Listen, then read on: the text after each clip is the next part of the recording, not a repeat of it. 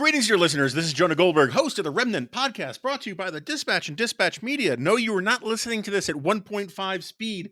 It's just that I've just spent the last 25 minutes dealing with technical issues beyond all mortal ken in a hotel with plumbing issues beyond all mortal ken.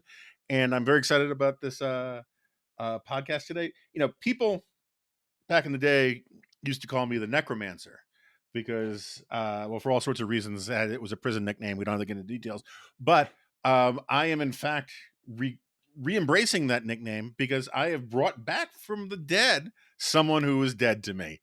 None other than David French, occasional guest on Advisory Opinions and New York Times columnist. Hello, David.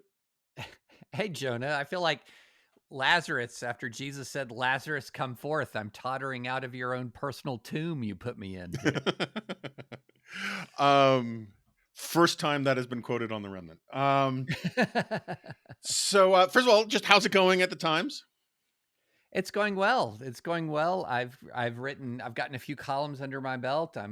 I just realized, of course, the biggest organization I've ever belonged to is the U.S. Army, but in the private sector, the Times is the biggest company I've worked for by miles. I had no idea. I really didn't have a grasp of how big it was.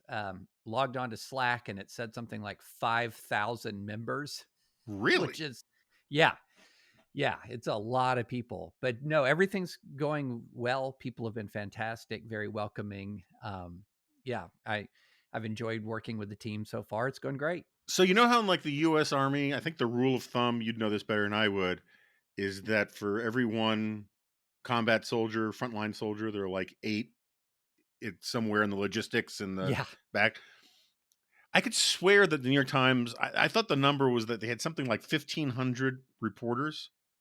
So do you think the ratio, the sort of support to combat, as it were, ratio is greater for the New York Times than it is for the U.S. military?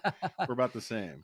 I don't know. I mean, there's a good group of people supporting, and then there's, the Times is a big media enterprise just beyond the actual newspaper itself. So you've got like Wirecutter, which is the Times version of Consumer Reports, and you've got the whole food part of the Times, and you've got games there's a whole universe here. And the kind of the fun thing is you all go through the same orientation. Everybody goes through the same orientation, and so you kind of see the different variety of people and the different parts of the Times that are joining with you. And it's a news organization that's got a lot going on. Yeah, well, I think you should learn as much as you can on the job over there, and and then when my prediction comes true that you get canceled in about now 17 months, and come crawling back to us, you should have stories to tell. What was the prediction for the total time? I think 18 months was my 18. was my ballpark.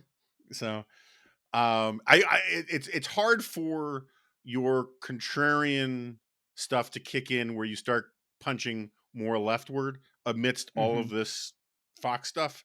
So it may be that's more like 24 months for that part to die down. But I'm still fairly confident in my prediction. And maybe you'll bring some people with you too. It'll be great. But like whole refugees coming off a boat from the Times. So oh man, that all sounds kind of painful, Jonah. not for me. Right. I just to put not too fine a point on it, I am living in the mother of all I told you so moments. So like having another opportunity to say I told you so would be welcome. And yeah, of course I want what's best for you, even though you are in fact dead to me. Of course. So I know I know that's your priority. And you are living an I told you so moment. I mean, you are like at the peak of your I told you so powers right now. Yeah. So I mean, as you know, I mean, I guess we should get. I have some law stuff I want to hold your feet to the fire on, but since we backed in this way, so I've actually, part of my deal when I went to CNN was that I was not going to become the professional Fox bashing guy. I had my say. Steve had his say.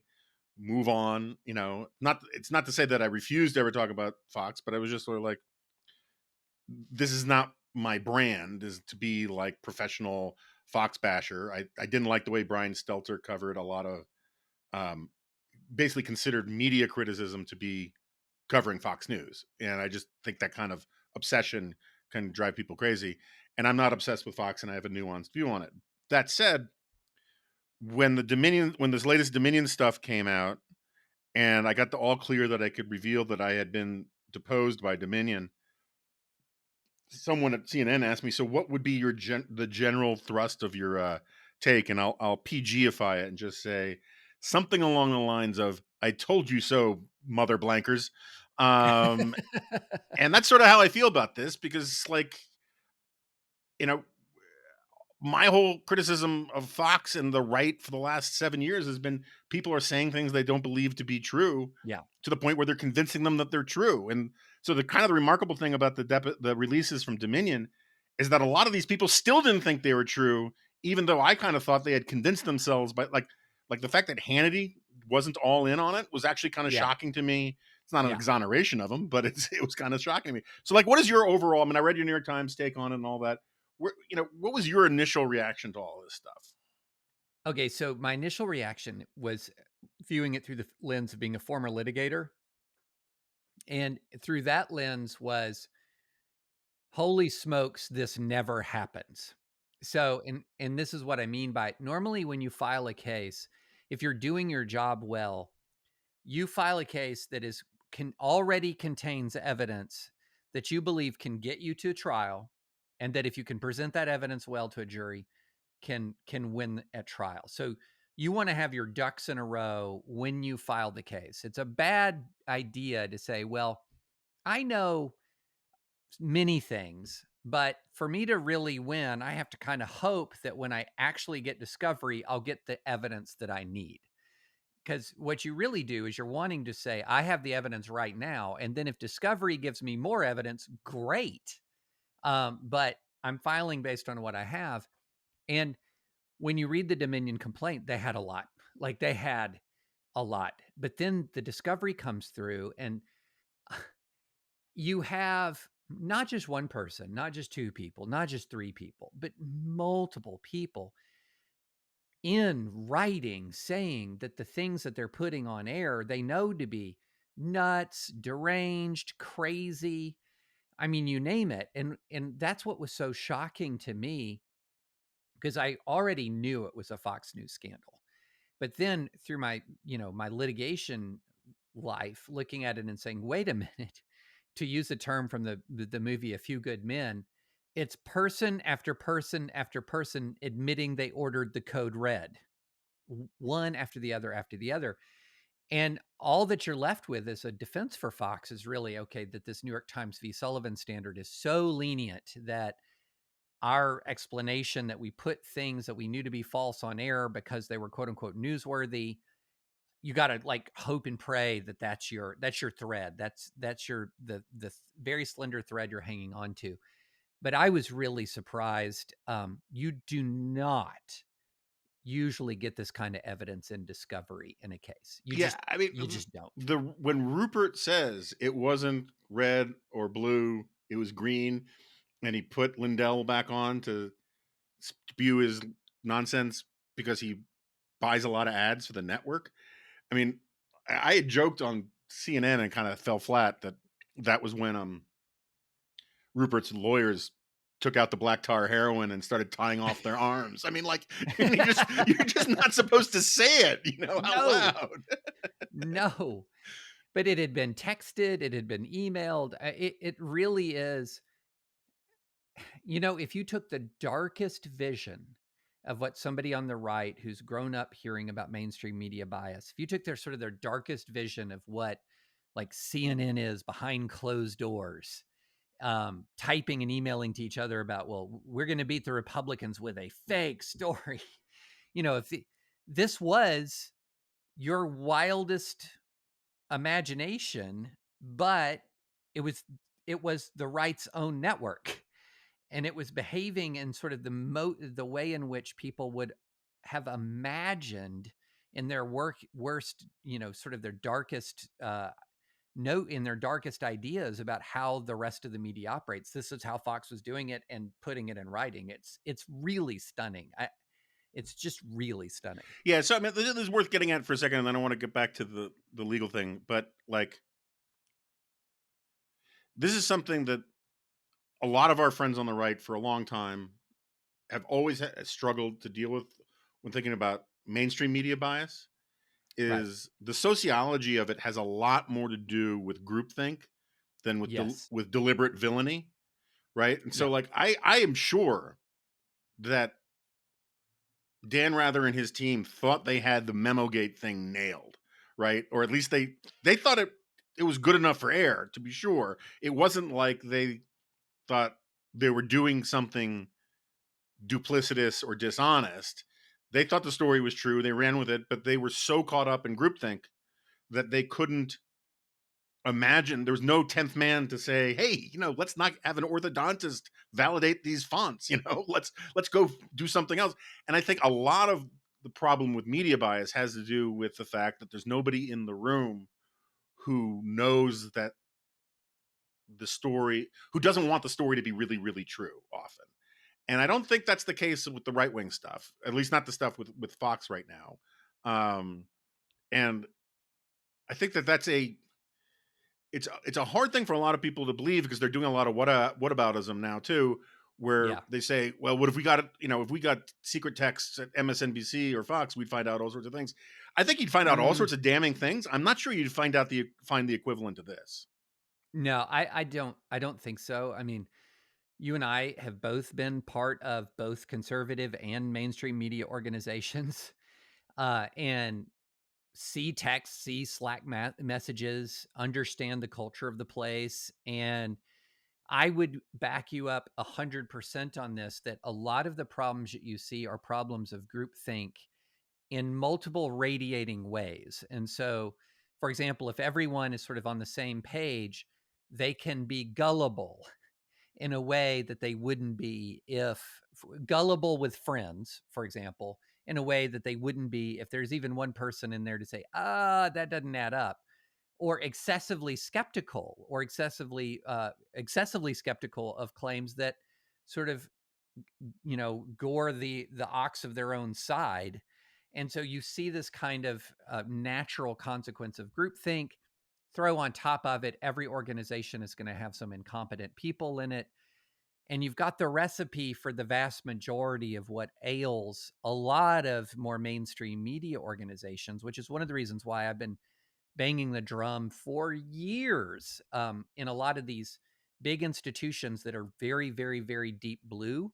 They need viewpoint diversity. They need viewpoint diversity. It's more healthy for the organization to have it. It's going to make them a better organization. Harvard would be a better university with more conservative faculty. Any given mainstream media organization would be a better organization with more diverse viewpoints represented. And it's interesting. A lot of these organizations get it when they say, well, wait, we would have a really hard time covering race in America with an all white newsroom, that there is a diversity and a breadth of experience that comes along with ethnic diversity. But there's this sort of block when it comes to viewpoint diversity. There's often, not always, a block when it comes to religious diversity. If a giant percentage of the United States of America is evangelical, and you can't even think of a single maybe evangelical who works in your organization, maybe there's some, maybe there you might be cruising towards some groupthink. And so that's one of the reasons why I've been beating that drum for years and years and years. Yeah, although I gotta say, I've always, I mean, I obviously we pretty much agree, but like, I've always had problems with the racial diversity argument. I agree with the racial diversity argument. I agree with the gender diversity argument as far as they go, but I don't think they go as far as a lot of people think they do. Insofar as, the National Association of Newspapers, or the American Society of Newspapers, had the second, third most rigorous quota racial hiring quota regime of any organization I knew of years ago, right? I don't know where they stand now. I don't know what the guidelines are, all the rest. But let's just say, for the sake of argument, you've got a media outlet that has a very robust, to the point of, borderline quota, but very robust affirmative action program. And you've got an editor who benefited from it, and you got a line reporter who's white. I am not sure that the racial diversity argument is as conducive to divergent points of view as a lot of people think it is. I think that there's a tendency to sort of shut down disagreement on that, and that there's a real terror about seeming like you're racist in that kind of environment. And so I think that sometimes it actually can foster a kind of groupthink that that you might not have if you had an all-white thing. Now, I am not arguing for an all-white newsroom anywhere. I'm just saying that it's a complicated social dynamic when you've got a lot of young white liberals who are full of white guilt dealing with a lot of people up the chain of command who are black liberals or female liberals, and you're trying to talk about a very thorny public policy question. I think you can get some enforced conformity, which is what I think you get at a lot of universities as well. Well, I think one of the things that happens at a lot of more progressive institutions is maybe almost the reverse of that. So, the power structure in most of progressive America is still largely white. And so you've got a largely white progressive power structure that's trying to increase diversity. And a lot of times what they do is they look at diversity and they say, we want to hire non-white voices who agree with us. And so what you end up with is a situation where, yeah, there's more racial diversity, but at the same time, there's still the dominant political ideology. There's still conformity with the dominant political ideology, and they're going to mainly want to hear from Black voices or from Hispanic voices who confirm their pre-existing ideological biases. But I note that I think that's getting harder and harder because, one of the really interesting realities of the current moment is that, and this is super well documented, white progressives, the white progressives in the Democratic coalition are far more progressive than the non-white members of the Democratic coalition. So if you're going to look at the Democratic Party as a coalition, the non-white community in the Democratic coalition is by and large more moderate, even sometimes leaning conservative than the white progressive part of the Democratic coalition. And that has there are culture clashes as a result. So, for example, I've written about this as well. There's a pretty big God gap in the Democratic coalition where your Black Democrats are as church going as white evangelicals. And the least church going cohort in the coalition are white progressives, tend to be far, far, far more secular. And so I do think that there's this interesting tension that is emerging on the broader left between a white progressive power structure that is still disproportionately in charge and the large number of non-white members of the coalition who tend to be, in the aggregate, not any given individual, but in the aggregate, more religious and more moderate. Yeah, I mean, we've talked about this back when you were at a superior news organization, quite a bit, and the the voters who won the nomination for Biden, the Yeah, middle-aged African American women in South Carolina, are way to the right of like your typical MSNBC, associate producer or whatever. oh yeah, Which is not to say they're right wing, but like they go to church. They want cops to do their jobs well, but like they still want there to be cops. yeah. All right, but let's get back to it because I even as much as I have fun predicting your cancellation in the New York Times, talking about racial quotas in newsrooms I'm so in glad one that's night, fun for you. I am not. I am not trying to hasten the timeline for this. You need to get a little more seasoned over there, and I don't want to get you in trouble. But so this argument that is coming from Fox in response to Dominion, and this is a legal question I have for you. Like, I know where you stand on the debate part of it, right? This is sort of like right or wrong kind of thing.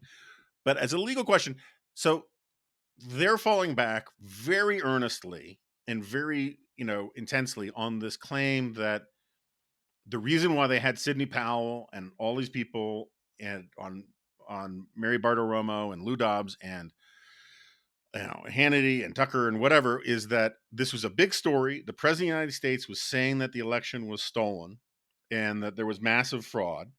And so they were having these people on opinion shows because it was a big story and it was part of their coverage. Now, the problem with that, it seems to me, is that there is a logical gap, is that Mhm. they weren't having an equal number or even very many people saying this is all garbage, they're lying to you on, right? They were just having people giving one side of it Yeah. and they weren't correcting them. If you go back and you look at the Right. transcripts, Mary Bartiromo doesn't say, well, hold on a second, there's no evidence for that, or so and so says this or whatever. Lou Dobbs, none of those guys really did that. They let these people say these things unchallenged. How is that news coverage? Right? I mean, that's my Right. problem as a legal argument. How can you say, well, we were just covering it as news? And that's why our opinion side overwhelmingly gave oxygen to something that we knew was untrue without rebutting it at all. And then we actually attacked the news side when they tried to rebut that stuff. How does that Right. argument work in a court? So let me give you sort of the best case scenario for Fox and sort of give an answer to it. So the best case scenario for Fox is, wait, look, I mean, come on, court, come on, jury, jury, and they'll likely be talking to a jury, but they'll also be talking to a court. And come on, court, we had the most powerful person in the world and his legal team making legal arguments that were the number one news story in the world, and that meant we had to cover their arguments. We had to covering their arguments. Now, it's just how much we did it is editorial judgment. If CNN did less of Sidney Powell and we do more of Sidney Powell, or if CNN chose no just to talk about Sidney Powell and not host Sidney Powell, that's editorial judgment. That's how news organizations work. This was a big story. These claims were a big story. And and if I'm Fox's lawyer, that's what I'm doing. I'm standing up in front of the jury and I'm saying the very first thing that you have to understand, ladies and gentlemen of the jury, this case isn't about whether Sidney Powell was right or Rudy Giuliani was right. Let's just stipulate from the beginning that they were completely wrong, that they're every bit as wrong as the Fox personalities said they were privately. Let's just stipulate all of that. The issue is, can a news organization cover a live news event through the people who are making the news? Sidney Powell's actually filing lawsuits and making complaints. Can we do that? And if that's the posture, and if that's the framing for a jury, so to speak, then Fox has a fighting chance. And if I'm Dominion, here's how I answer that. Okay, that's all well and good to say I'm covering a live dispute and I'm covering it through the newsmakers. But I'm going to tell you situation A, B, C, D, E, F, G, H, where you didn't cover them in the way that you would cover normal newsmakers. You were hyping them. You were agreeing with them. You were making your own statements in support of them. And so the heart of Dominion's case actually isn't going to be whatever craziness Sidney Powell said or Rudy said on air. The heart of their case is going to be, what did Fox say? What did these people at Fox say? That's going to be a big, big, big part of that case. And then the other part of it is going to be, okay, does the evidence say that you brought them on out of legitimate desire to engage in news gathering and reporting? Or is the evidence going to say that you brought them on specifically to say false things, specifically to say false things to appease your audience? And so in that circumstance, what you're saying is not, you would be saying, ladies and gentlemen, don't be fooled. This wasn't news reporting the way you think of news reporting. What this was we were bringing these people on to say things we knew to be false without rebutting the falsehood to appease the audience. And so we were participants, sort of co-conspirators in the spreading of the falsehood. And so there's your Fox argument, and there's your answer to it. And so if you, so like, so this is a legal question, but it's more of a legal corporate strategy, right? You dealt with risk assessment and all that kind of like decision tree kind of thing. So on the one hand, it feels like Fox is in the same bind it's always been, where they can't really talk about this stuff for fear of pissing off Trump and pissing off the audience, right? They can't even now. I mean, like, well, let me back up before I get to that question.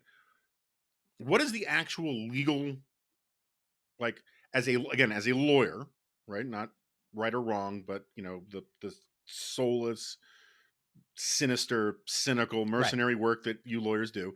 The fact that that the Fox simply will not cover the Dominion suit at all, right? Right.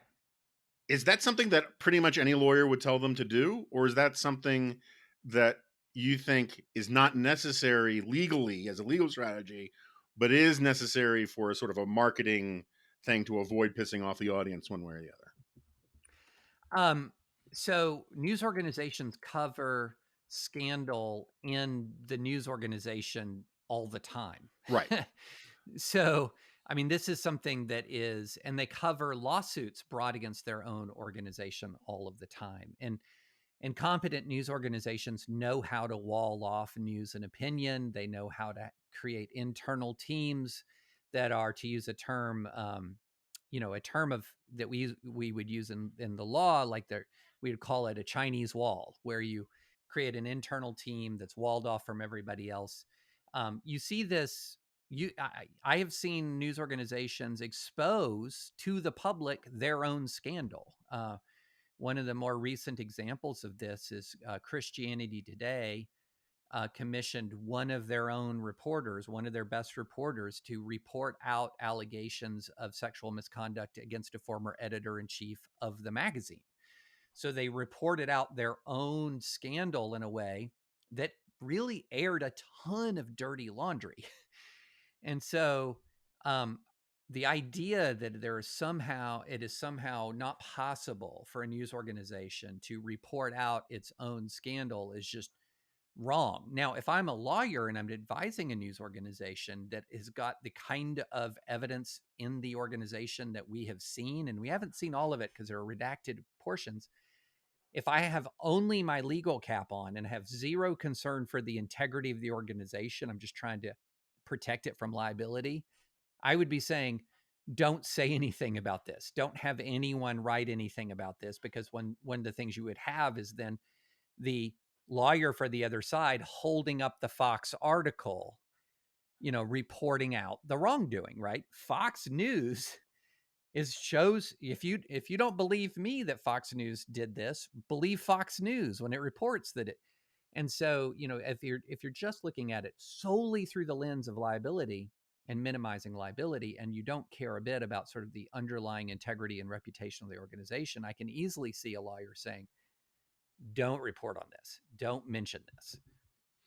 Yeah, I mean, and to your point, the Wall Street Journal yesterday it didn't really break a lot of new ground, but it had a pretty thorough summary of what we know about what Fox's editorial leadership did, what we've learned from Dominion, all that. And I was talking to somebody, I'll keep their name out of it for the time being, deeply interested in this as well. And he made the point that the fact that these are considered established facts by the crown jewel of Rupert Murdoch's own journalistic empire is not good for Fox, right?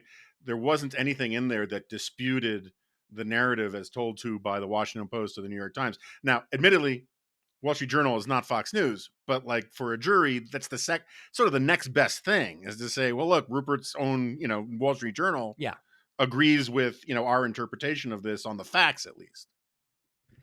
Right. And the the interesting thing about it is the actual evidence you've gotten from the internal emails and the text message and everything is so dramatic that the Wall Street Journal reporting on it, what would be less than the icing on the cake? It's like the chocolate sprinkles on the icing on the cake, because you've got the cake, all the internal stuff, you've got the icing on the cake, which is the sort of the follow up, the evidence that's going to be behind the redactions. That's stuff we don't know. And then you've got the Wall Street Journal basically saying, yeah, this is what was in discovery. Well, the Wall Street Journal is not breaking news at that point. It's just describing all of the information that's already there. And so it's compared to the relevance of everything else. And the same way if Fox reported on it, unless it broke news, that here's a new email or another text message that wasn't in the case record, just reporting on what's already in the record of the case isn't it's not a material factor. Like legally, it's not a material factor. So, all right. So back to the question I wanted to ask you, and this is more about corporate strategy than strictly speaking the law. But like, it's at first blush, I was thinking Fox is basically in the same position it was in 2020. Where if they deal with this stuff directly and come clean and fire people, um, you know, Tucker and Sean and Laura, they'll go off to Newsmax and OAN and blah, blah, blah, blah, blah. And then I thought about it for a little bit, and I'm not so sure that's right. Because first of all, it depends how you do what the contracts are and the severance and all that kind of thing. But put that aside. If Fox, I mean, you just tell me where I'm wrong about this, because I'm sure I'm wrong. I'm missing something. Let's say Fox settled for something less than $1 billion, 900, 900 million. yeah, Yeah. 900 million, a clean 900 million. But Fox had to admit they were wrong, right? There has to be some Right. sort of public statement saying we screwed this up. There is no evidence for any of this about Dominion, Smartmatic, whatever, right? Say they do that. Doesn't that make the lawsuits against OAN and Newsmax just even more of a slam dunk? And if so, Well, don't those guys, from what I've read, those guys can't afford the settlement that that Dominion. So couldn't Fox, in fact, take out its competition by doing the right thing? That's my question. no, no, I don't think so. So if Fox settles, if Fox settles, the fact that Fox settles is not going to be terribly relevant to the actual case against Dominion and OAN, which is going to rest on the facts and applying to news. I said Dominion, OAN, Newsmax, and OAN. They've got their own facts, they've got their own allegations, and the fact that Fox settled is not something that's really going to be relevant to the Newsmax and OAN case. And Newsmax and OAN may look at a situation where if you've got a Tucker who's fired, if you've got which I mean, like this is a hypothetical world, right? I don't see Fox taking any action against any of these individuals, but let's just imagine that they did. They might say, look, the long-term financial benefit to us of bringing over Tucker is going to be over time bigger than the financial hit we take over the past misconduct. And look, we'll just try to use our own risk management strategies to keep Tucker, within bounds, or Laura Ingraham within bounds. However, but the actual financial benefit to us of bringing over that big, big, big personality is going to be more than the liability risk, because all of the stuff in the past is already just baked in. They did what they did, right? And they're going to be accountable or not based on all of that information in the past. And I could easily imagine Fox sitting there going, if we take dramatic action, two things will happen. One, our audience will accuse us of cancel culture, the mortal sin. Never mind that Fox has been a practitioner of cancel culture for a long time, but our audience will accuse us of cancel culture. Our audience will be volcanically angry, and to the extent that um, that Donald Trump is still sort of the 800-pound gorilla of the right, he will wear us out. We'll be out on an island. We won't expect Ron DeSantis to come to our aid, or who's going to come to our aid. So I can easily see them saying, in the absence of a moral reformation, which we don't see any sign of, it's saying, look, we have to just gut through this as best we can, because if we own up to what we did, and we take responsibility, and we take the actions that a decent organization would take to hold people accountable and to build trust back with the audience, that's a giant amount of downside for them. It's just a giant amount of downside, corporate downside. Now, it could very well be the case that ultimately, at the end of the day, the financial hit that they take is so great that it causes a reassessment. I don't know. We just have to wait and see how this case comes out. It is the law that news organizations, when they're speaking about public figures, or really anybody, when they're speaking about public entities, have a huge amount of protection from defamation liability. They're resting everything on that right now, which is kind of funny that, Ron DeSantis tries to erode New York Times v. Sullivan. I wish somebody would call that the Fox News Accountability Act and see how it does after that. But look, it's a matter of just dollars and cents going forward. They have a huge amount of downside risk that's baked in based on past conduct, but I can also see for them downside risk in taking accountability for what they did. And that's they're just in a terrible predicament right now. Yeah.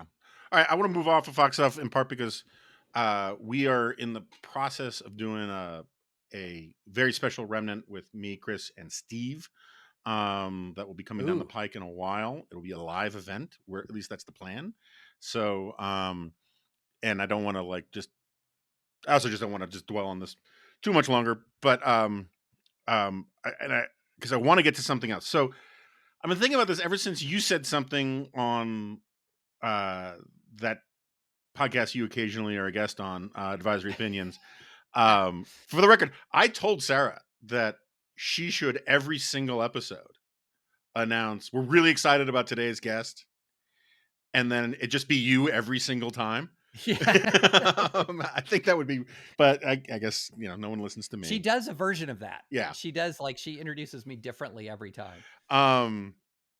But and for listeners who don't understand, part of David's deal with the New York Times is he couldn't host a podcast, a non-New York Times podcast, and so he is officially a guest now on Advisory Opinions. But anyway, you said something which a lot of other people have said, and a lot of lawyers said, and I've talked to other lawyers about it, and they all basically agree to one extent or another. So I'm not signaling you out, right? I'm signaling out the United States of America for being in a screwed up situation.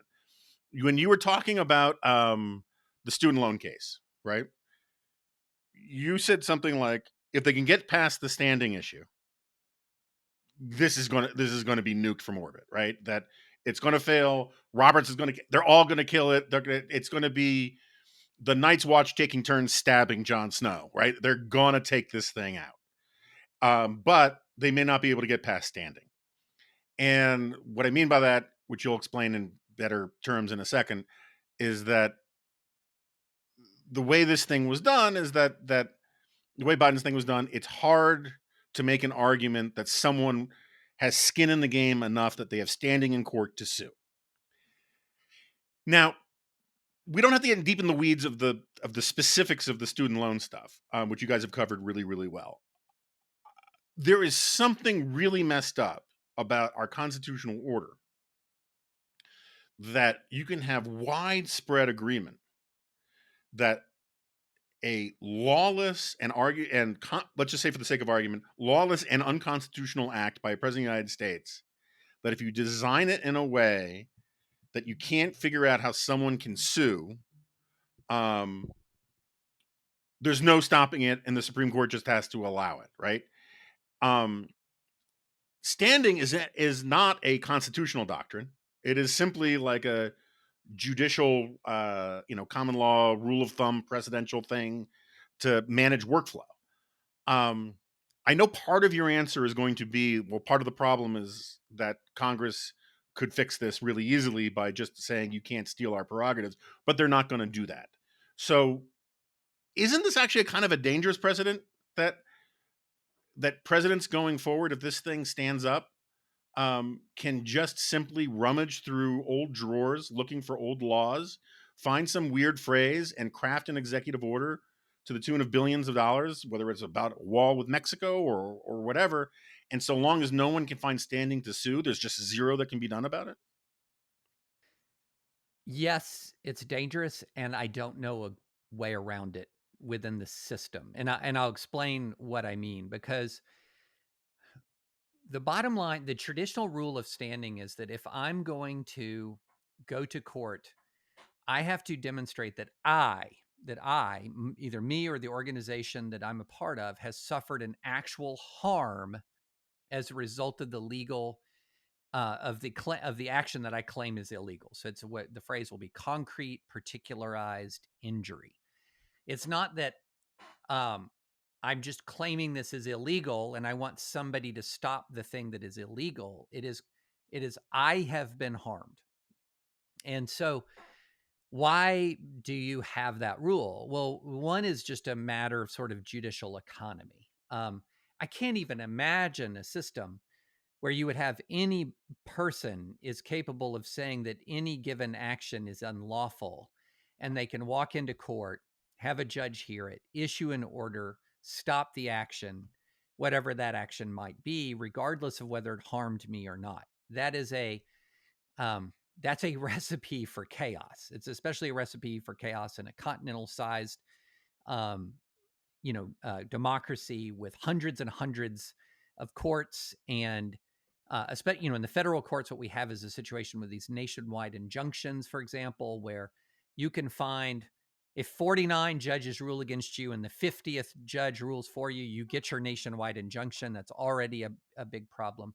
So you've got a judicial economy issue. You also have a separation of powers issue, because if you essentially say that the judicial branch is the arbiter of constitutionality on all government actions, then you've got a recipe where essentially every single thing that a president or Congress does is going to have to have a judicial sign off. And so all of a sudden what you've done is you've taken sort of the least democratic branch of government and you've placed it at the apex of American power. That it's unquestionably the apex. Everything has to go through the Supreme Court before it can take force of law. Now, people file suit on anything.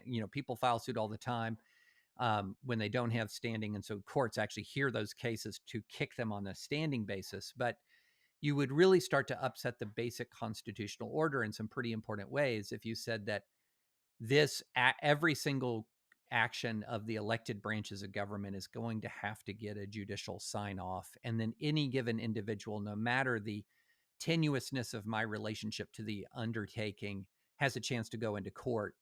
It's a recipe for chaos. B, completely upsets the balance of power amongst the branches. And you would reach a point where you would have the Supreme Court of the United States signing off on any given military action, for example. So a president gets unfolding intelligence that there might be an imminent strike, and all of a sudden, you mobilize some air wings and an aircraft carrier strike task force, and a sailor files an emergency motion for an injunction because they're sailing into harm's way.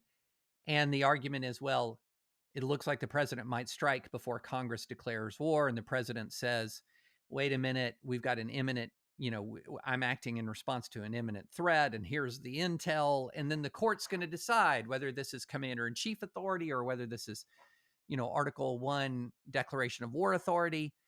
And you begin to see how it could paralyze the American government at critical moments. And then also it diminishes the responsibility of the elected branches of government to defend the Constitution themselves. We've had some really bad decisions from the elected branches when they basically pass unconstitutional legislation or enact unconstitutional regulations and say, the courts will take care of it. No, every branch of government has a responsibility to uphold and defend the Constitution of the United States. So that's sort of a longish answer to the question. Yeah, no, obviously I agree with a lot of that, and I've often, said there are lots of things that are unconstitutional the court can't touch, like it's just not going to get itself involved in, war power stuff. Like like there's a very strong argument that the Constitution forbids the president from just doing what he's been doing for the last 70 years. And, but Congress is not going to get between the president and the Congress. I mean, the court's not going to get between the president and Congress on that. They won't even get in between this thing, which I think is, I mean, you correct me if I'm wrong, it's black letter law in the Constitution that you can't be a member of the army and a member of Congress. And yet you have all sorts of people who are in the National Guard who are in Congress. That's a sort of a flat thing that the court just said, we're not going to do with it. I remember Judge Bork saying, look, there's a pretty good case that paper money is unconstitutional, but like that ship has sailed. And so I get that there are things that the court shouldn't touch. That's fine.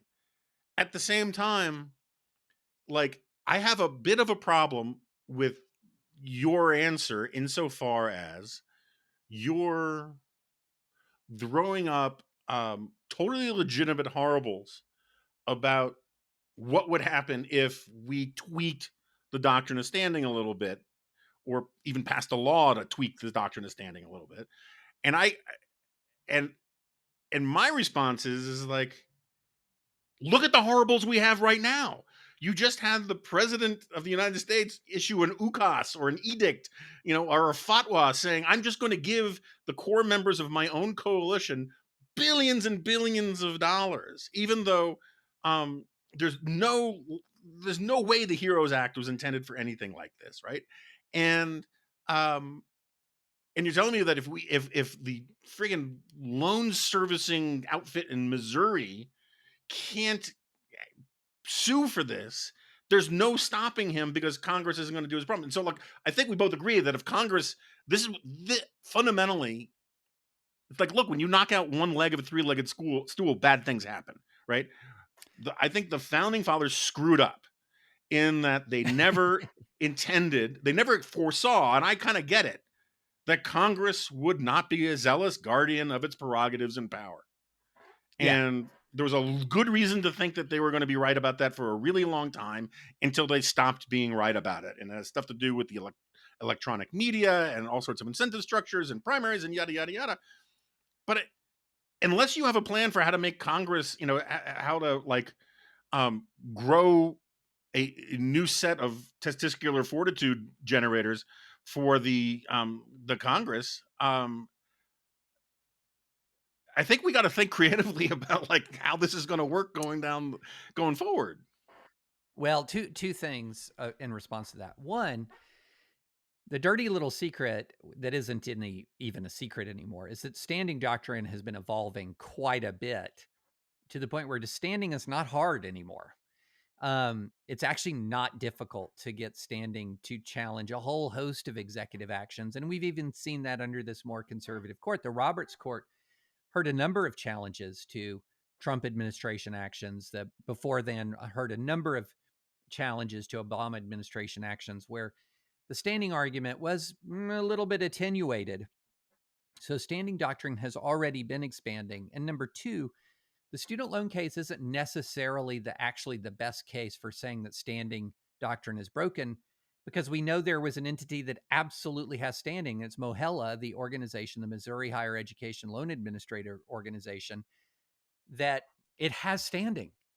It didn't bring the lawsuit, though.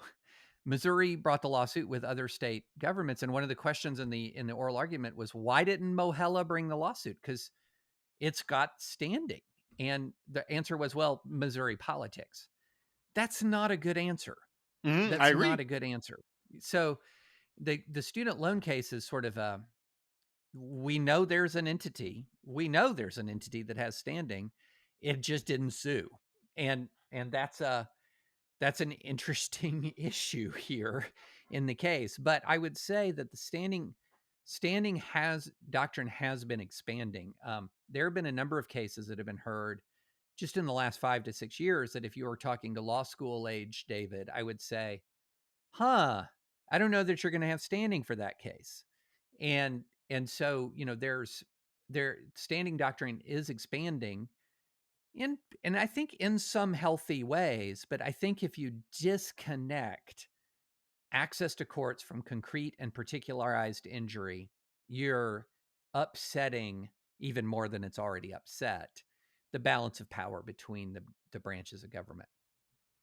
Yeah, again, I'm very sympathetic to that, and like one of the things that people need to remember, which you've talked about, is like for the last 30 years, the people who most wanted to expand standing have been on the left. So Right. that rivers can sue and frogs can sue and all this kind of stuff, right?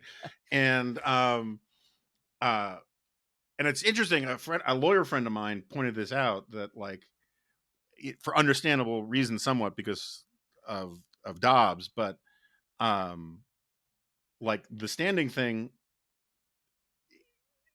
getting around the standing stuff is why that Texas law was written the way it was about abortion, right? And it's sort of the opposite, of what all this stuff is, and it's just kind of weird that it hasn't been more of a part of the conversation a little bit. Yeah, I'm with you. I just it just seems to me that as we move forward, we're going to have a lot more DACAs and a lot more of these student loan things that are designed as a way. Because if this has been a complaint of mine for a long time. I've written 7,500 to 10 million columns about this. If you listen to the Democrat primaries, and it's happening on the Republican side now too, but it's much worse on the Democratic side. They say the first thing, day one, I'm going to do X, Y, and Z. Elizabeth Warren says day one, when I'm elected president, I'm going to, seize the means of production and ban guns and all this kind of stuff. And Right. it's like none of these things are constitutional. None of these things are Right. possible day one with an executive order. But if this practice gets worse and worse and worse, you can kind of finagle it. And the utter abdication of the mainstream media in this, where every news story about this is about why this means a lot to people with student debt, not whether it's legal or illegal, to me is a sign of the corruption of populism, and that people are in the mainstream media are utterly blind to in their own side. They just have this amazing blind spot that if the beneficiaries are beneficiaries that they like, that they think are deserving, it's all about emotion bending the law. And if Trump came at this, if President Trump, as I put it in the column recently, said we're going to abolish tax deductions for luxury second homes to pay for the wall, everyone would understand how outrageous that is and lawless that is. But because it's going towards, young, struggling people with student loans, concern about it being against the law or unconstitutional is utterly absent from vast swaths of the conversation in the mainstream media on this stuff. Well, this is a persistent problem in coverage of legal issues generally. So, and I've noticed it my entire career when you're talking about civil liberties in particular. So if you're talking about religious freedom or free speech or due process and all of this, the way a lot of this tends to be covered is who is the good guy and who is the bad guy, and I want the bad guy to lose. I don't care how you get A to B, but the bad guy should lose. And here's a perfect example. When Hobby Lobby refused the contraceptive coverage it was four contraceptives that Hobby Lobby argued were also abortifacients. A lot of the world got furious at Hobby Lobby. Um, look at this intolerant company not wanting to give these four contraceptives. Now they did give a bunch of other, covered a bunch of other contraceptives. So they're not covering the whole suite of contraceptives. They need to lose because I'm in favor of companies covering contraceptives. That's kind of the way these kinds of this coverage or the attitudes towards cases goes. Well, Hobby Lobby wins. Everyone's like, look at that win for the hard right. But that's not the way liberty works. So fast forward a few years, and there's a group of left-leaning religious folks who are arrested because they are trespassing on federal land where they're not supposed to be, to provide food and water for illegal immigrants who are crossing the border in like the Arizona wilderness, right? And they're arrested. They're facing criminal charges for this trespass on federal lands. And they said, wait a minute, we have a religious liberty right. This burdens our religious liberty, which is asking us to care for the stranger, to care for people who are facing privation and starvation and hunger and all of what these immigrants are facing. And the Religious Freedom Restoration Act protects our ability to exercise our faith in this way against this federal law criminalizing our activity. And they won. They won in federal court. The court dismissed their charges against them. And what was one of the cases that they cited? Hobby Lobby, this awful, terrible, evil case where the intolerant right, religious right was all the you saw a lot of the opinions about that. But what happens when one person wins a when one person's civil liberties are vindicated, that vindicates your own civil liberties. The expansion of liberty of your political opponents is also the expansion of liberty for you. This is how legal precedents work. And so it's gotten me, I'm very, in fact, Jonah, this is honestly one of the reasons why I got into writing and journalism to begin with, is I was a lawyer litigating very controversial cases. And I got super frustrated with the way the media covered my own cases. So I started writing and submitting op-eds all over the place. When I'd file a case, I'd submit an op-ed because I didn't have confidence in the coverage. And this is a big, big problem in legal coverage. And it's a problem that's kind of universal. We have, not to really touch hot button issues, but let's touch hot button issues. We have these really huge fights right now between blue states and red states about parents and trans kids.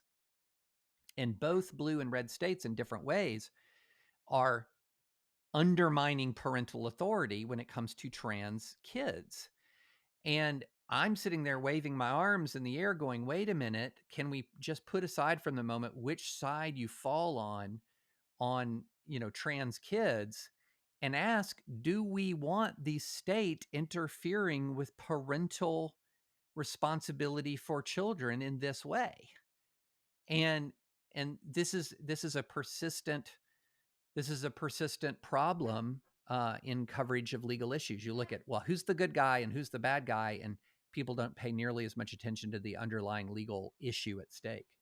Yeah, I mean, so two quick things on this. One, I originally got this idea from Ace of Spades, and I've credited him 1,000 times, but he's kind of lost his mind and keeps accusing me of plagiarism about it. And so anyway, this is the 1,001th time. In film, they have this term, the MacGuffin, and it's just the thing that the hero wants, right? So no one even knows what's in the friggin' briefcase in Pulp Fiction, right? The Maltese Falcon. It doesn't matter. Just the thing the hero wants, and you want them to get it, and that's what the movie is about, right?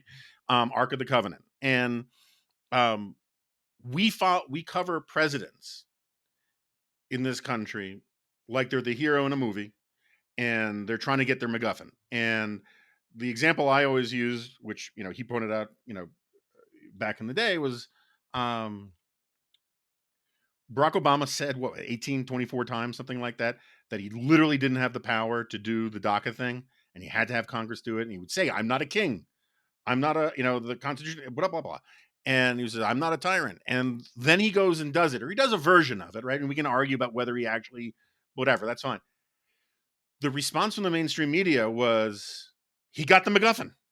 There was no, wait a second, didn't he say that was unconstitutional and now he's doing it?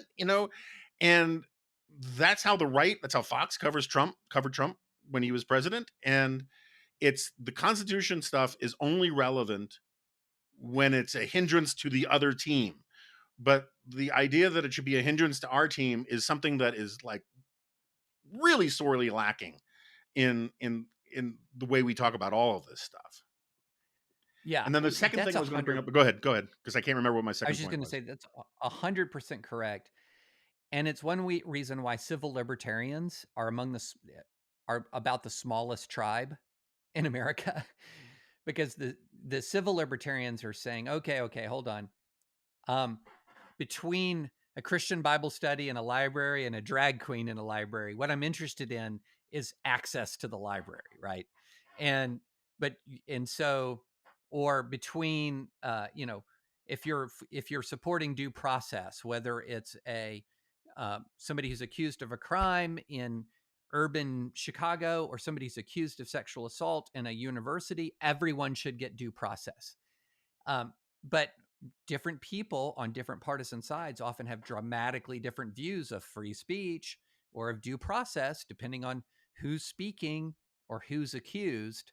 But the advantage that a civil libertarian has is even if we're a tiny sliver, in any given case, we've always got a bunch of allies. Right. And so they're just not going to be the same allies every time. So you reminded me with the second point I want to bring up. I want to push back a little bit on the drag queen thing. And stipulated, you've been treated wildly unfairly by a bunch of people who've quoted you out of context and on the drag queen story hour stuff. And you were right and Sorab was wrong on the Frenchism garbage and all that kind of stuff. That's not what I'm trying to get into. That said, it seems to me like I was having this argument with a very good friend of mine, very libertarian friend of mine, recently, and he was making a case that I generally agree with, which is that the anti-trans stuff, that both the trans stuff and the anti-trans stuff is kind of social contagion, moral panic, overreaction, both sides. And I think that's actually largely true. I think that the idea that we've suddenly got, millions of people who say that they are non-binary is purely, I'm not saying that there aren't any non-binary people. I'm saying that you can't have a 1,000-fold increase in the number without ascribing somewhat to a social contagion fad. I'm not trying to be disrespectful to the people who sincerely believe it, but I just believe that to be true, and I haven't seen any arguments to persuade me otherwise. That said, I don't think that there is symmetry between some of the stuff that the right is focusing on and some of the stuff is the left is focusing on when it comes to the parental rights thing. Insofar as I asked my friend, let's say you're right, that this is some sort of St. Vitus's dance that is overtaking people, and all we need to do is take our time to let it run through the system, and it'll calm down. And I think that's generally right. But in the meantime, if you had a movement that said, oh, what you have to do is cut off the left arm of a 14-year-old kid, you would say, no. The state needs to intervene on that. And to me, I don't see much difference between some of the hormonal or surgical things that are involved in gender reassignment for teenagers as being all that different, because they're certainly as permanent and as life-changing and as altering as an amputation of a left arm. And so I am more sympathetic to the idea of state intervention on that front than I am to sort of state intervention on drag queen story hours. Like if parents want to take their kids to one of these things, I really oppose it. I think there's something really weird about this idea that you cannot really respect or understand the importance of transgender people unless you endorse strip shows for kids is a really weird argument. Like if I said in the 90s when we were arguing, or in the 2000s when we were arguing about gay people and gay marriage, if I said, look, you really don't understand what homosexuality is all about unless you go to a gay strip club, Andrew Sullivan would have had my head.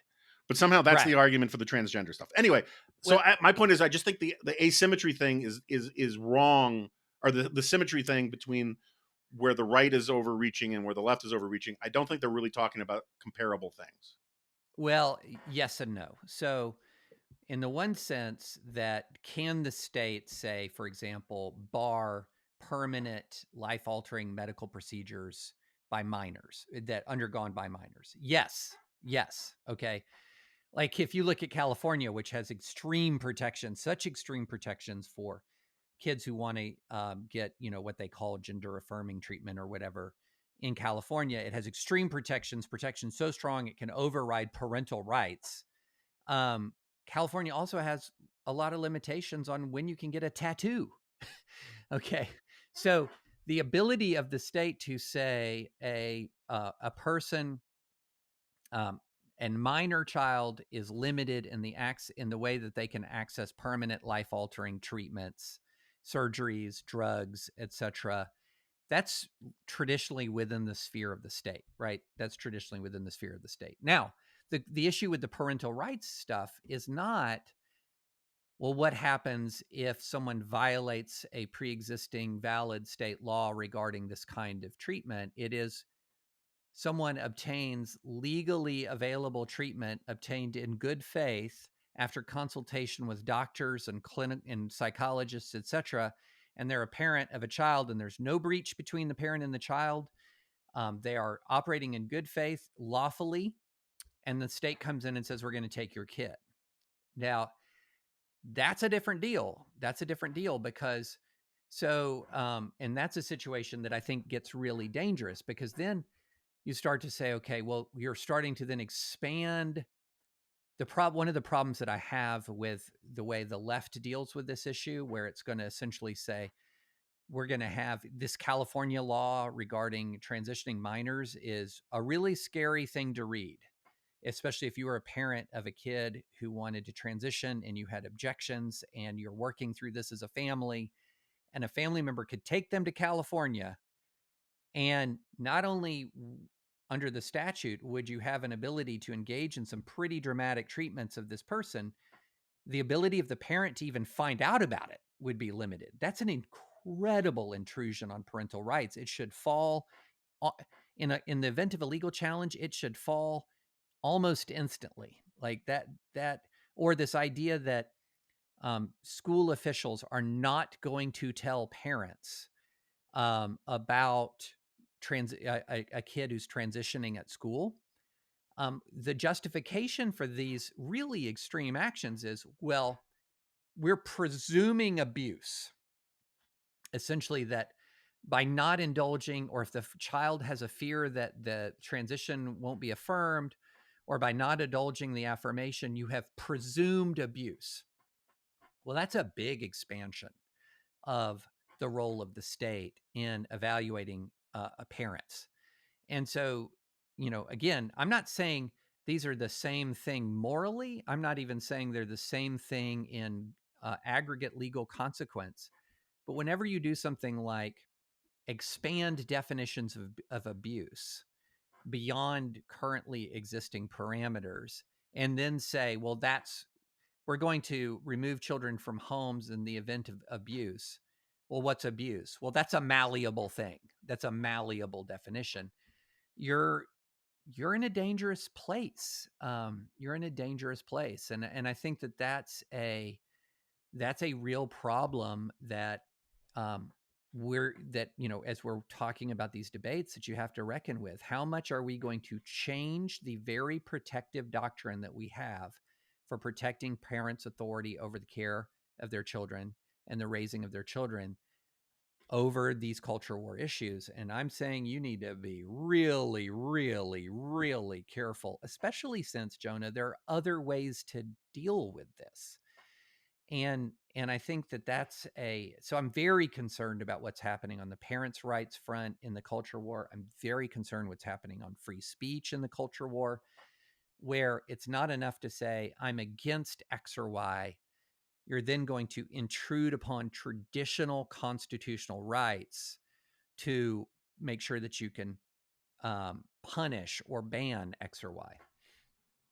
Well, look, I mean, the GOP frontrunner has just vowed to run on a campaign of "I am your retribution." So, Yeah. all right, we're running over time, so we're not going to wait further. I mean, I swear I am not trying to get you canceled by the New York Times by doing all of this. So we'll do something safer for the last couple minutes. We can talk about anything. Well, I was going to talk about Ukraine, like very quickly. How are you feeling about Ukraine? Yeah, boy, that's a really good question.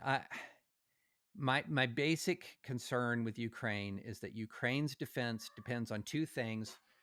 One of which is not questioned right now, and the other one, the other aspect, which is questionable. So, Ukrainian valor and Ukrainian courage and willingness to confront the Russians is unquestionable at this point. I mean, that that nation has demonstrated courage beyond our imagination in front of in the front of this unbelievable brutal assault. Now, all the courage in the world won't stop Russia if they run out of artillery shells, if they don't have the equipment, if they don't have the tech, if they don't have what they need to overcome both a manpower advantage on the part of the Russians and an industrial advantage on the part of the Russians in a long war. So I am very concerned with the deteriorating support for Ukrainian aid amongst the larger American public broadly and the right wing more specifically, because that's where you're seeing most of the deterioration. And to me, I think there are a lot of people who've sort of declared a premature victory that, look, Russia didn't get what it wanted. Russia's taken huge losses. Russia can't accomplish what it wants. Now we need to really think about unwinding and unwinding our support.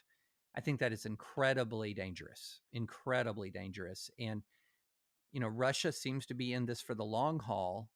And if we're not in it to the long haul as well, all of that early support that we gave and all of the early losses that were inflicted on the Russian military will seem like a very empty consolation if, in fact, Ukraine does lose this war. If, in fact, say the Zelensky government does fall, and all of that stuff is still in play.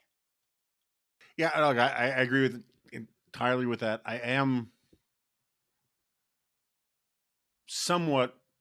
I mean, I go back and forth. Basically, my mood on Ukraine changes with the latest conversation on the Telegraph's Ukraine podcast.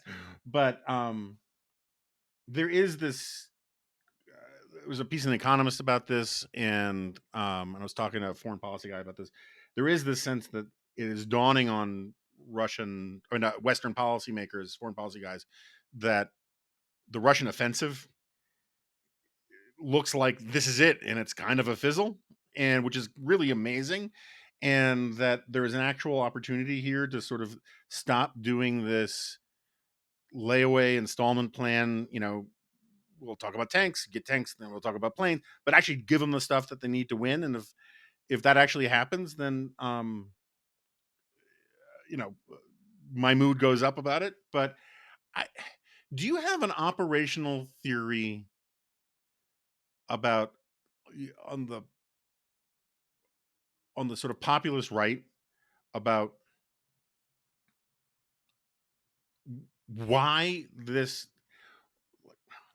I, I have a policy we should not be talking about Candace Owens, right? But like Candace Owens has this. Why she wants to punch Zelensky? Yeah, she says this thing about she wants to punch Zelensky in the face, and then she quotes him out of context to make it sound like he's demanding America send troops, which is not what he said. We did a fact check about it. It's just a lie. She had to know it was a lie, or at least somebody on her staff had to know it was a lie, And but like, what is your theory about why this is the hill they want to die on? And to the point, I mean, Candace Owens is dishonest because she's dishonest, but there are a lot of people who you wouldn't think necessarily would be dishonest who just have decided that this is not our fight. It is not in our interest. Putin's a good guy. Do you have a theory about it? I have a multifaceted theory about it. So a lot of this is rooted in what you might want to call the MAGA extended universe story and theory of the world. And so part of the MAGA extended universe story and theory of the world, the story part of it is really puts Ukraine in a villain posture. That Ukraine is a corrupt country, that Ukraine was, for example, through Burisma, paying off the Biden family. There's even, and I don't know if you remember this from the wilder days of the 2019 impeachment, but part of what Trump was trying to secure from Zelensky wasn't just the investigation of Hunter Biden, but this mythical server that allegedly existed in Ukraine that was going to blow open, various conspiracy theories about Russiagate. So you had the Russia, controversy. So you have a kind of story about Ukraine where Ukraine is in a villain posture and part of the MAGA extended universe. That's one part of it. Then you have another part of what you might call the Christian nationalist or nationalist conservative extended universe that sort of has said, and this is where you're going to see some rhetoric from, folks like Rod Dreher and others, where Vladimir Putin correctly diagnosed the weakness of the woke West, and that Vladimir Putin had become, over time, a kind of masculine, muscular defender of Christian civilization. And in this clash between Ukraine and Russia was like a proxy between the clash between a more muscular, explicitly Christian vision of civilization and the woke Western vision of civilization. Not that Ukraine is a super woke country, but it was definitely leaning towards the EU.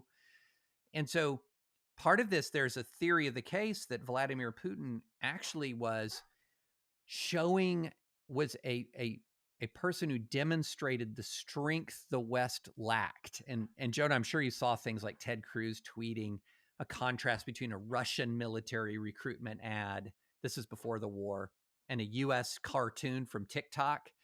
Now, I'm not going to defend the US recruiting cartoon from TikTok. It was super cringe, but that's hardly representative of all of our recruiting for the military. But it was really showing that, look, this is what strength looks like versus this is what weakness looks like. And then you have the absolute demolition of that narrative since February 24th. It turns out that Putin isn't some sort of masculine, muscular defender of Western civilization. It turns out that the woke West can still fight, and that people who lean towards the woke West can still fight. And that it turns out that if you ever were going to call Russia any kind of Christian civilization, you'd have to question what Christianity meant then, because it's been brutal and downright genocidal. And it's the explosion of a whole sort of theory of the case about the contrast between sort of the muscular world and the woke, weak Western world. And so you've got the Ukraine stuff, you've got the theory of the case that's been sort of blown up about the confrontation between Russia and the West. And then you have just pure contrarianism. Biden is in power. Biden is pumping weapons into Ukraine. We have a world of negative polarization. People, you see this all the time on Twitter. People that a lot of folks on the right really didn't like rallied to Ukraine's side, and they put the little Ukraine flag in their bio. And so then all of a sudden Ukraine becomes quote unquote the current thing, and sort of on super online world talk. So you've got this contrarianism. And then I think the least important factor of all of this is actually coherent strategic thought. I do think that there is a strategic argument that essentially says, over time, we're going to be throwing good money after bad. We're going to be risking greater escalation in a conflict with a nuclear power that is absolutely intent on expanding its sphere of influence. And as much as we may not like it, it's just foolish and dangerous for us to get much more intertwined in this. But of all of the factors that I talked about, that's the one that matters the least to the most people. Yeah, so let's take the most serious one of them in the time we got left, which is this: don't provoke. It's a distraction. Don't provoke them. Blah blah blah Yeah, yeah. blah. Provoking is bad. Blah blah blah blah blah. I get some of those arguments. I don't think that they are superficially dismissible. I think that they're, Agree. Right. but there is this weird contrast, which has not gotten enough attention, I think, which is that if you take all of the arguments about provoking Russia, right, and you just then listen to what the very same people say about what we should do about China, Yeah. it's the exact opposite argument, right? I mean, it's like, I know. we should do all this stuff to provoke China. We should shoot down their balloons. We should kick all the Chinese out of our universities. We should do all of these things to say that we are in a civilizational war with these people and blah, blah, blah. And look, I agree with a lot of stuff about like confronting China. Don't get me wrong, but like, you can't have this don't poke the bear thing about Russia and then go 10 times more hawkish about China, which is a more formidable foe than Russia is. Yeah. It's just weird. Yeah, don't poke the bear, but poke the hell out of the dragon is Right. a weird formulation. Yeah. And no, you're absolutely right. And then the other answer though that they would give is they might say, okay, but China's far more dangerous. We should refocus on China. All of the resources we're pouring into stopping Russia are waste of time. So that's an argument where they might say, look, this is just risk analysis. Russia's proven to be a lot less dangerous than we thought, which is dubious considered they actually launched a massive aggressive war that is costing, lives now in the hundreds of thousands, according to best estimates. if you're looking at total combined casualties. That's pretty darn dangerous to me. But they're saying, look, we have to really reorient around China, and we're draining our coffers when it comes to Ukraine, which again, like, just to put this in perspective, I think we've only spent about 5% of our defense budget, an amount of money equivalent to about 5% of our defense budget helping Ukraine. This is not something that's beyond our capacity in any way, shape, or form. But yeah, you're right. But a lot of those same people who are like, let's poke the dragon and don't poke the bear, also are part of the MAGA extended universe on some of the other issues that I talked about. Specifically like these critiques of the weak woke West and the broadcasting of the sort of the Russian strength and masculinity by contrast. And so there's just more going on with a lot of these folks than the raw, which one's more dangerous, Russia or China, and orient that way. All right, just very quickly, how are you feeling about The Last of Us? Have you caught up with it? I'm not caught up, not all the way. I mean, look, at some point, I'm trying to compare it to peak Walking Dead, and I'm gonna put it because peak Walking Dead was pretty darn good. um, I'm putting it at basically where I am as equivalent to peak Walking Dead, and I would probably feel better about it if I hadn't seen so much zombie fiction over the last several years. There's just kind of only so much you can do with it, right?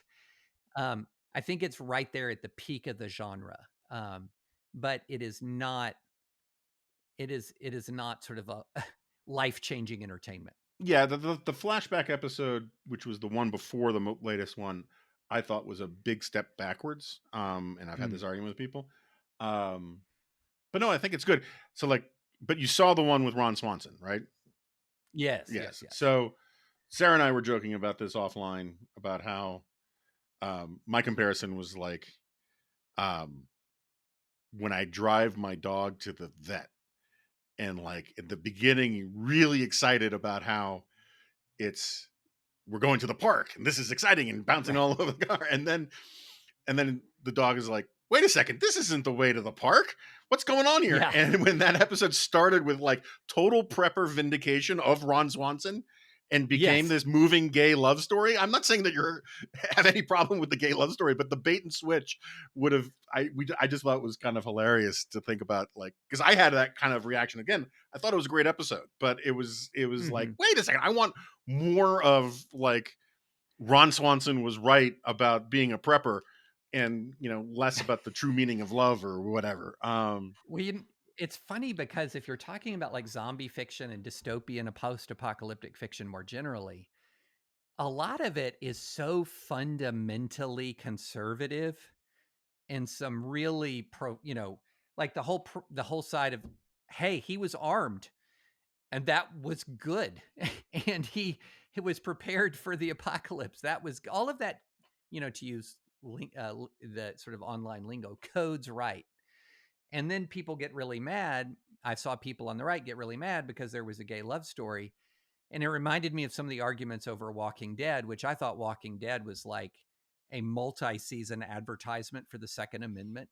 For sure, yeah. And a lot of these stories, you have a lot of stuff that's sort of very fundamentally conservative, as we've traditionally um, called conservative, with some other aspects to it.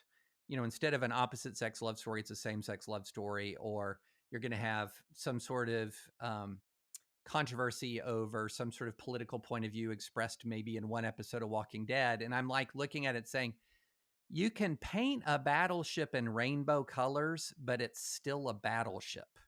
And that's how I feel about a lot of this sort of dystopian fiction. Is it's really connecting with a lot of cultural conservatism, and that's how I feel about like kind of The Last of Us. Yeah, I mean, like, so Paul Cantor has written.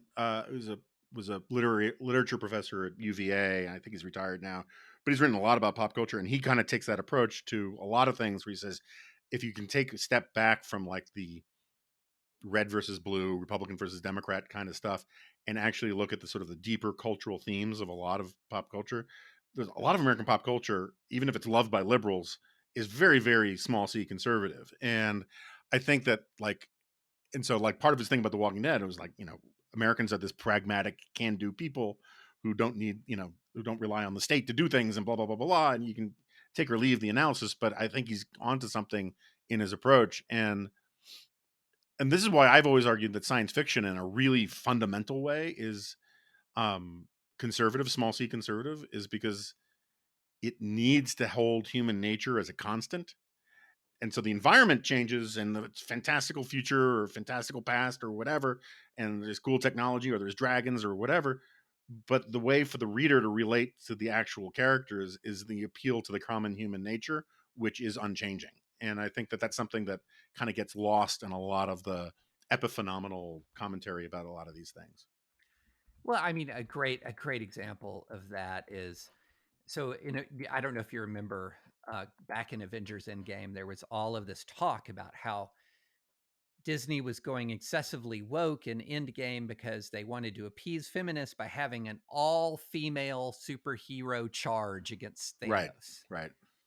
So there's a scene where 4 or 5 of the female superheroes are together and they're going to show this is woman power. They're going to charge Thanos and all of this. And that's woke. The fundamental story here was connecting with this sort of armed defense of freedom and civilization that sort of like echoes and like the lone figure, against Thanos's entire horde in the pivotal scene of the whole movie is Captain freaking America with his battered shield by himself, you know, like he's Joshua Chamberlain on top of Little Round Top in 1863. And he's confronting, the last, Captain America is the last hope for the world. That's almost like American propaganda. you know, so a lot of it is you kind of got to cut through a lot of the culture war fights, and when you look at what's sort of the deepest thing going on here, and a lot of science fiction, a lot of zombie fiction, a lot of post-apocalyptic fiction is just overrun with small c conservatism. And on that note, David French, thanks so much for doing this. Yeah, this was fun. I'm glad. Am I dead to you again right after we finish?